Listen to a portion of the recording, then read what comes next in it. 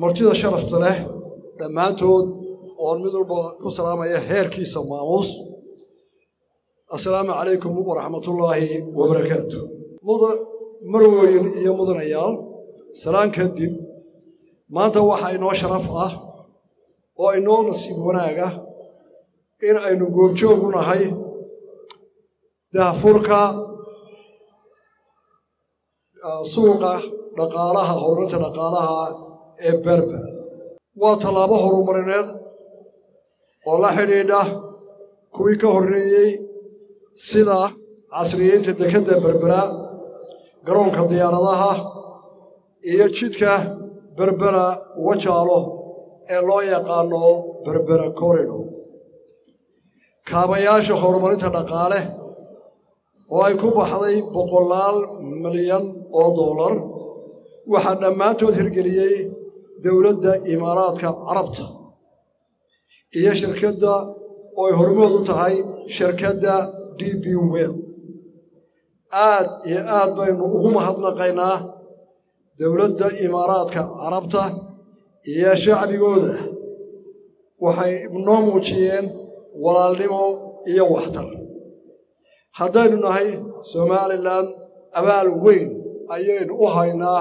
dowladda Imaaraadka waarinu abaal gudi doonaa insha Allah dhismayaasha iyo kaabayaasha dhaqaale casriyeynta dekeddu waxa ku lifaaqan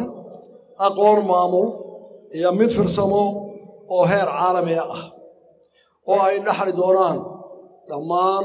dhalinyarada Somaliland mustaqbalka dhow iyadoo haddaba ay muuqdaan ifafaaraha aqooneed iyo maamul ee ka socda hawlaha dekedda iyo kaabayaasha dhaqaalaha mashaariicda laga hirgeliyey Berbera waxay ka dhigayaan dekedda Berbera mid awood u leh inay noqoto deked tartanta dekedaha caalamiga ah deked u adeegta gobolkan aynu degannahay iyo dhammaan dalalka aan dekada lahayn ee qaaradda Afrika waa tallaabo taariikhi ah oo ay dowladdu u qaaday dhinaca hirgelinta qorshihii horumarinta qaranka ee loo yaqaano NDP 1 NDP 2 iyo NDP 3 oo hadda la bilaabi doono fulintiisa daafurku suuqani wuxuu abuurayaa fursad ganacsi shaqo abuur kororsi aqoon farsamo iyo mid maamulba iyo isdhexgalka iyo wax wada qabsiga caalamka oo dhan maalgelinta mashaariicdan kaabayaasha dhaqaale aqoontooda maamul iyo farsamo ee ku lifaaqan waxay gaarsiinayaan dekedda Berbera inay noqoto deked caalami ah oo adduunka oo dhan la leh baac mushtari iyo isku xidhnaan shaqo waxaan soo dhaweynayaa cid kasta oo maalgashatay dekedda Berbera iyo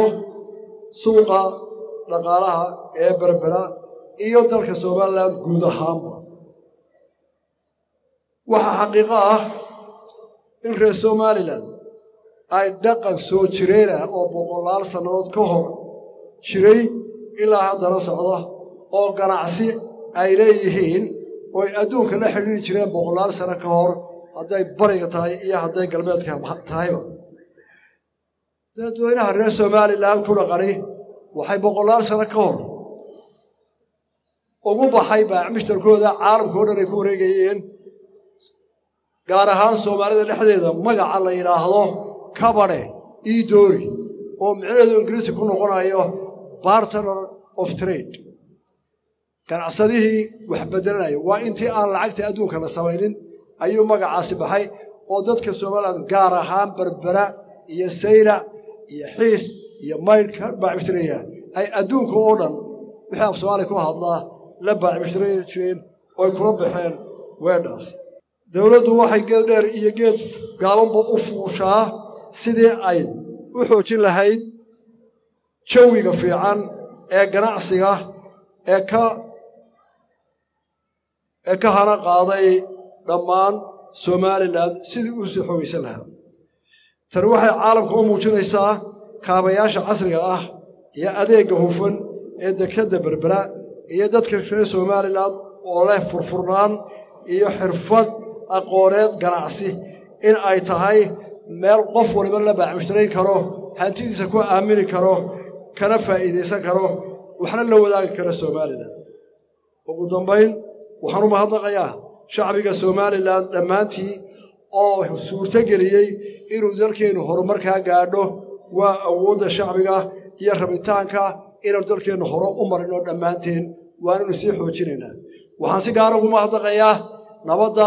horumarka iyo quruxdaas waxay ku timid dhiigga geesiyaasha qaranka ee maalin walba naftooda u horaya si aynu gaadho horumarka oo inaga mudan mahadnaq iyo xusuus gaar ah aad iyo aad u mahadsantiin wassalaamu calaykum waraxmatullaahi wabarakaatuh